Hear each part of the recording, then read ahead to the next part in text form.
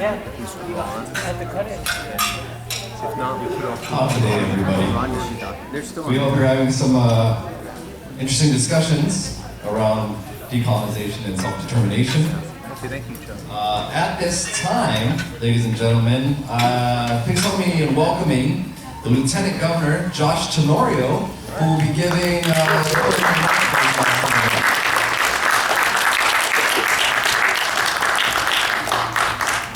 So I imagine that you've had a very interesting day, huh? Yes, we did. Has it been emotionally exhausting? Everybody's up to it?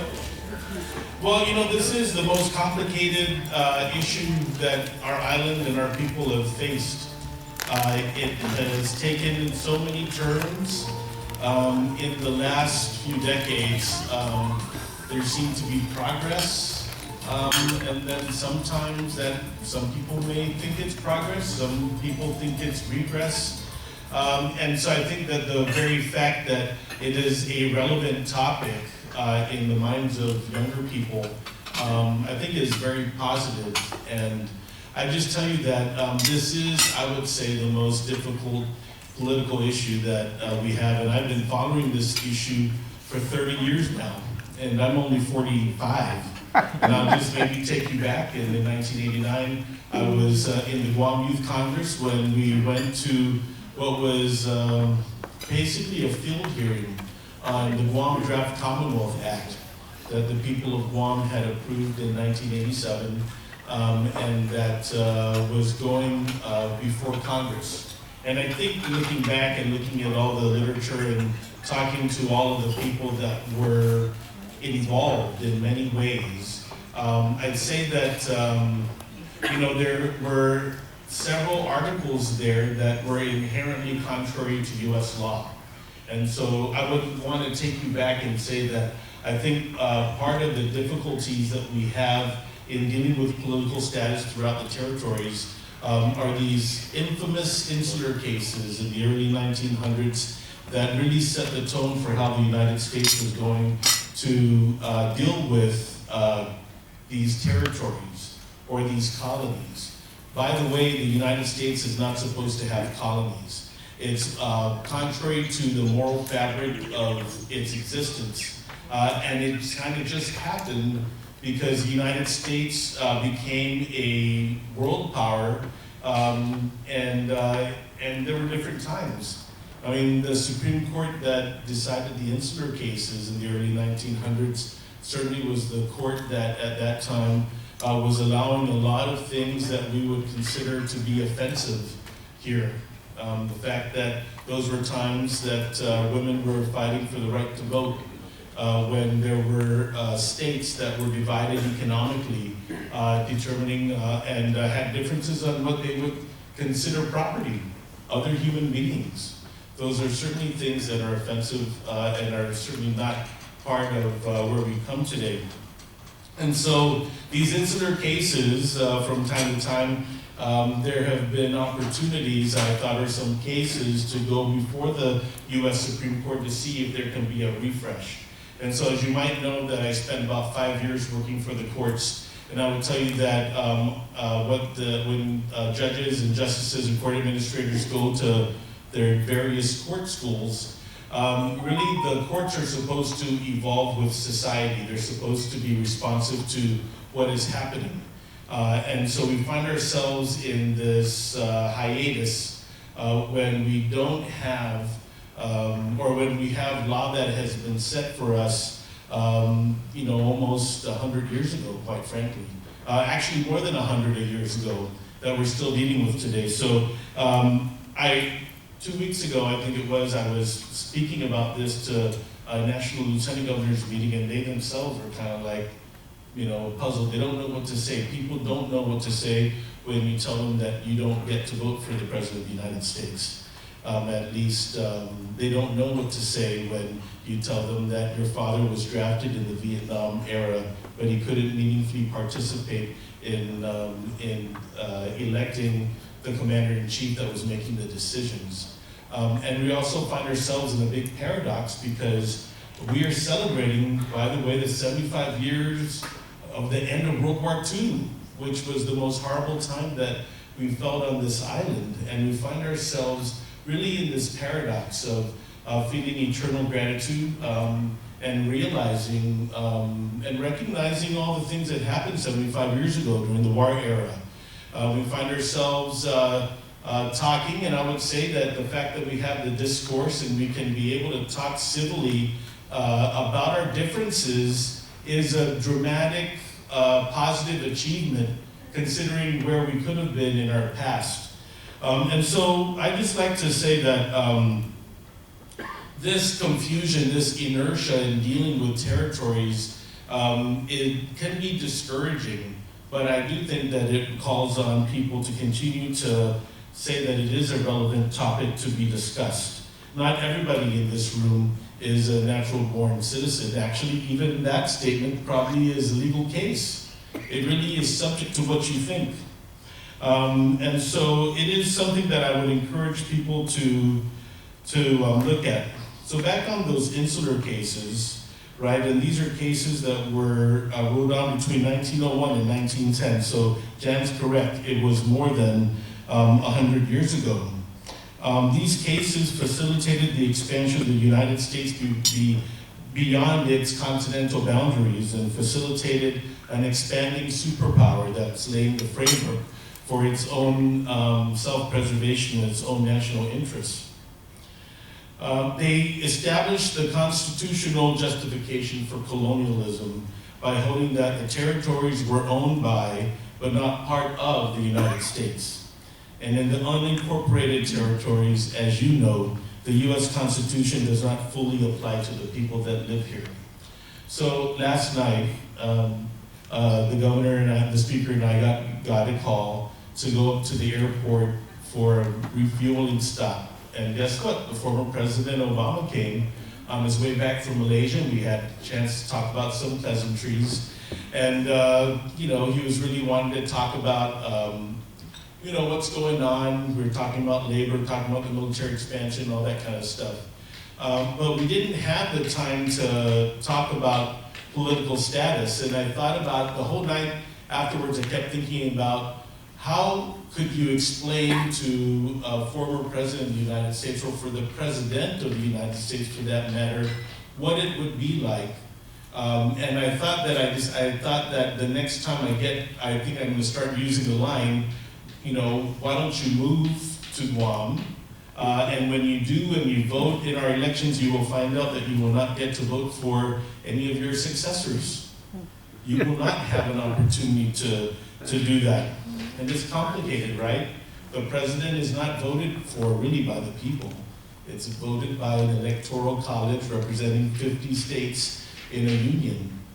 And we are just not one of those states that are part of that union. I would also just say that, and when looking at the colonial experience of us, I do have to say though, and I don't even want to get into this as a silver lining, and I just state the fact that, however, we have benefited from a U.S. educational system with freedom of speech for us to express our dissatisfaction and to some others satisfaction with our existence here in Guam. Some other people that are in the similar or worse situation don't have that opportunity. Other people do have that opportunity. And some of the other colonial or administrative powers have done things in their constitutions to kind of include or figure out a different path. The French do this, and they do this with the Tahitians, who probably have a bit more say and more influence and more participation than the folks from New Caledonia, although they're still part of France, so to speak, but they're also on different paths. So this unilateral control of Guam by the federal government continues to be upheld by this case law. And most recently, the court system, the American federal court system, has used this judicial system to go ahead and impact and affect the pressing issue of the last few years for Guam, which was making an effort to put on a vote. a vote to determine what political status people would have based on a framework that was established by the United Nations. A framework I might point out that the United States participated in creating. At a time probably when most of the other administering powers colonial powers were in a decline. But nevertheless, it is a process. So when I was at the United Nations and I had an opportunity to speak to one of the US ambassadors, she asked me, you know, what do you hope to get out of coming to the United Nations? And I told her that in my mind, the UN process, which was created in part by the United States, gives us an opportunity, both the government of Guam and its citizens and its residents, an opportunity to put into the record what we believe the situation to be is and what we would like to see out of it. So I consider it a bookmark. And there's a lot of discussion about the utilization of the United Nations process, whether or not it really truly is effective. Effective or not, it is an opportunity for Guam and its individual citizens to place their remarks in front of a world body in a very transparent way. And I told her that I felt that it is an opportunity to raise attention and invite attention from the highest parts of our federal government to deal with an issue that is not pressing in their minds.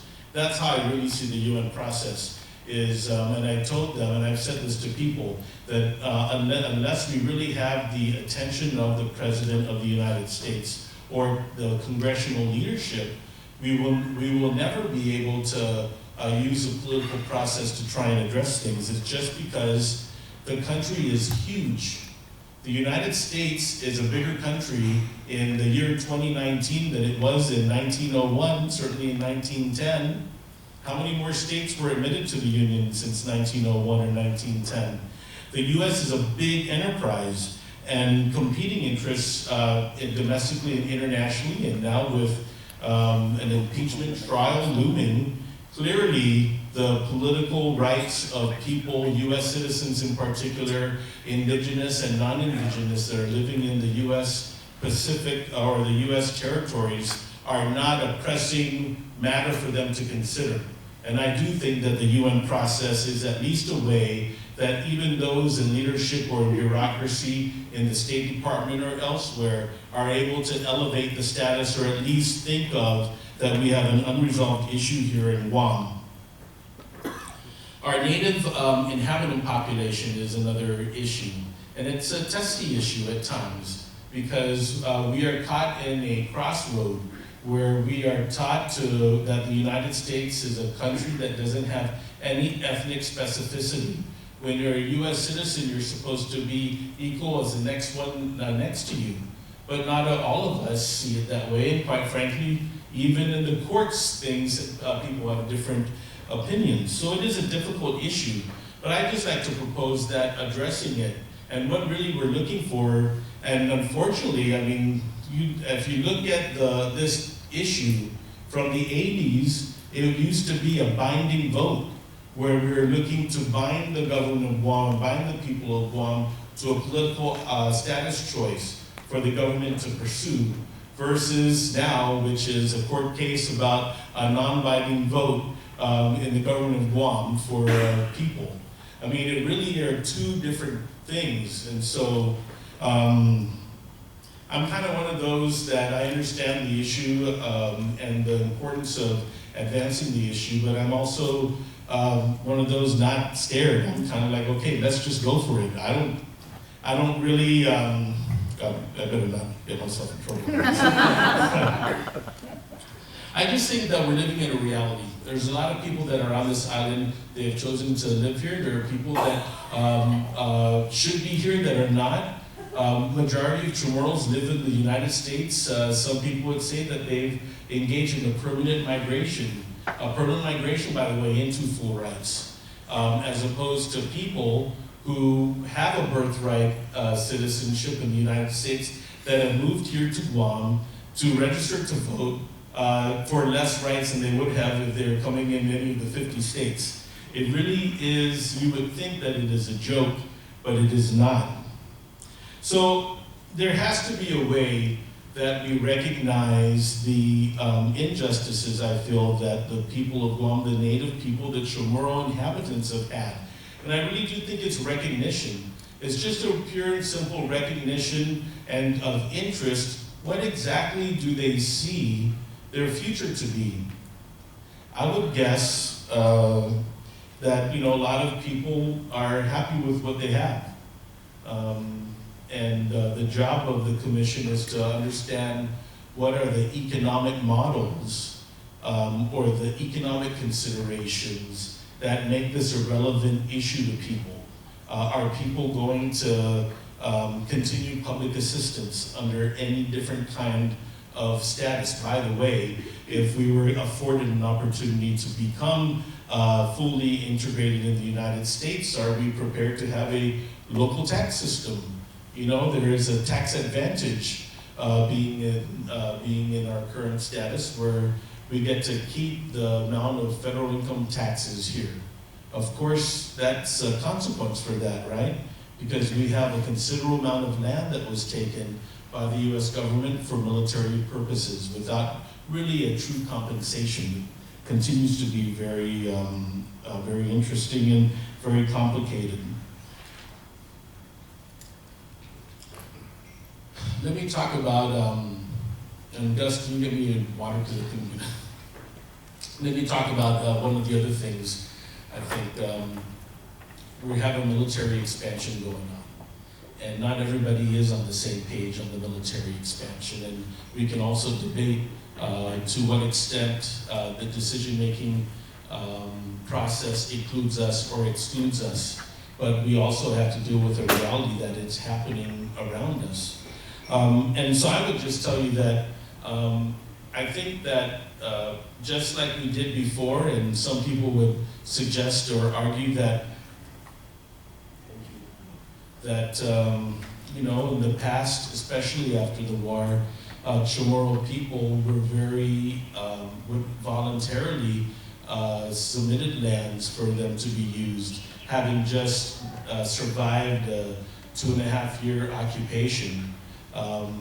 But a lot of Manumco, or at least many of them are dead now, the wartime generation that, by the way, would fight you, it was a liberation to them, right? Some younger people have a disagreement about the term liberation. My grandparents would just tell you absolutely a liberation, but my grandpa Francis would say, but at the cost, because a lot of the property that they had around Naval Air Station throughout the island, Naval Magazine, which are kind of permanently lost. So we see ourselves in full circle where we have a military expansion and decisions that are going on. But I think what complicates it is the U.S. has to be consistent with what they say they're going to do. I've been one of those that when they say they're going to do something, they need to prove that they're going to do it, and they have to explain why they're not doing it. And so, the big issue with the Texan itself, where the property decades ago was reserved for conservation purposes, and now for it to be impacted by military land use, right? Now, of course, there's a different shade. There is a big competitor in the region with China, and there's a lot of security issues. And if you go out to the freely associated states and throughout the Pacific, you're going to see an obvious play that is being made to establish new spheres of influence. And those also have to be taken into consideration as we go forward. And so, I think that this process, this conversation that we're having, and I'll just call on, I see Joe Bradley back there. We had a friend named Ron Rivera, who has been passed away for quite a long time. He was chairman of OPR, and he was an advocate for Chamorro self-determination. And I was a young guy that was able to know him very well through Robert Underwood when I was working for him. And I would always marvel, and there used to be, as there always is, discourse on talk radio about this issue. People get angry. part of it. They get angry because people feel insecure. They don't want things to be taken from them. People want things that they don't think that they have yet. So it's just a very, very touchy thing.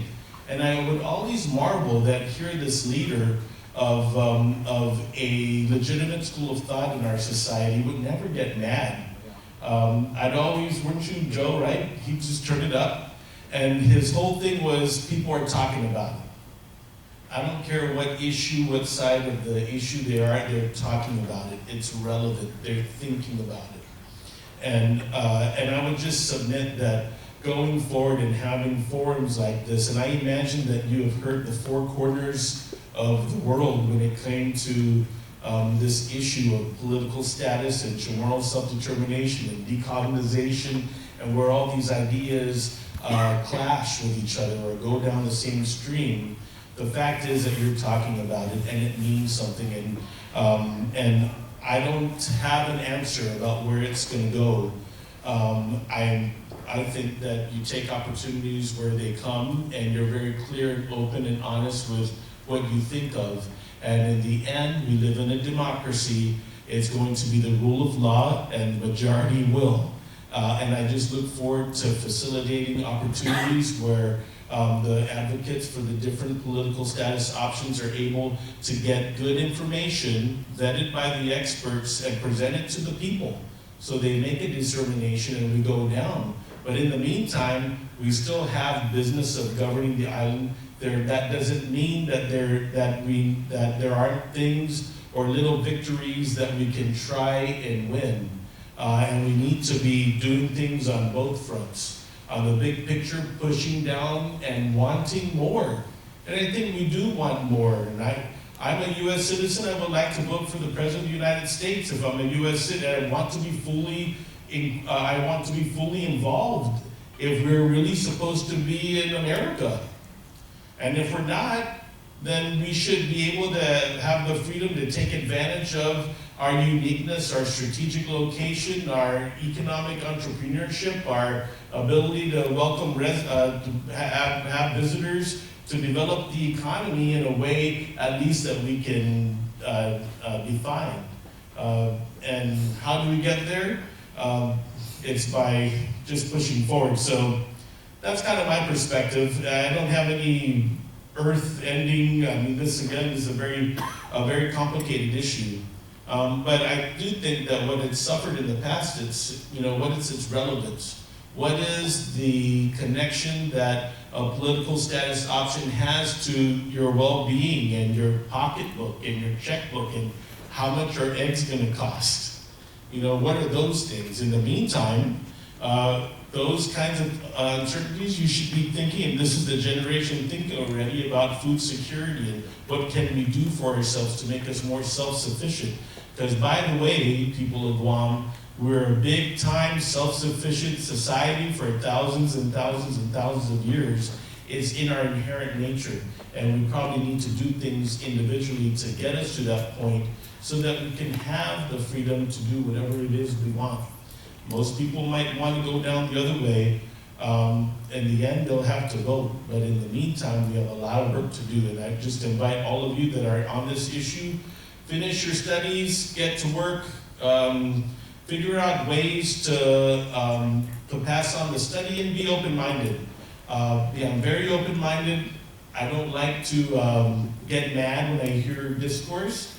And I would just say you go back and reflect, thank God we have the discourse. There's a lot of places, including in our own vicinity, that don't have that opportunity. So thank you very much, and I'll look forward to hearing what all the presentations were. Probably in the news I'll get to see some, but I just want to continue to encourage the students. I know that your project was to come up with a curriculum, and I was telling Forrest there are different ways, there has to be a lot of review and a lot of buy-in to make sure that what we're presenting to our young people, which is very powerful, very influential, is the right kind of balance that they deserve. So thank you very much.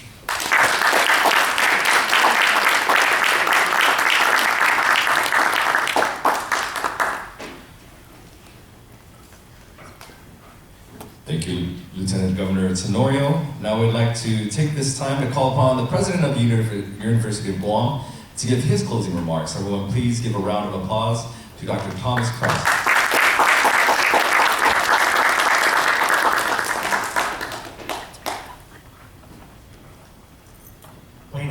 And my main mission here is to thank the students and the faculty and staff of the School of Business and Public Administration for putting on this conference and making sure that this conversation keeps going, that it's at a very high level, that there's a very serious attention to these important issues. And I very much enjoyed hearing Lieutenant Governor Tenorio's comments just now. And thank you all for participating in this. I know it's hard sometimes to take time out of your regular schedule to spend a day in a conference. So it matters to all of us that you can be here. And great to have several members of the legislature here too, and other prominent leaders involved too. Just in thinking about the Lieutenant Governor's comments, I was thinking about the subject of self-determination and thinking that in my own case, I grew up in the Virgin Islands, and I was a resident and voter and taxpayer in the Virgin Islands for 26 years throughout an Air Force career. And then I've lived in the Virgin Islands, the District of Columbia, and now Guam. So I've been in 3 of the disenfranchised places in the country. And I just keep thinking that in this conversation about the territories, we should always drag the District of Columbia into the conversation. I think it's one of the most remarkable things that for 240 years, we have systematically disenfranchised the citizens of our capital city.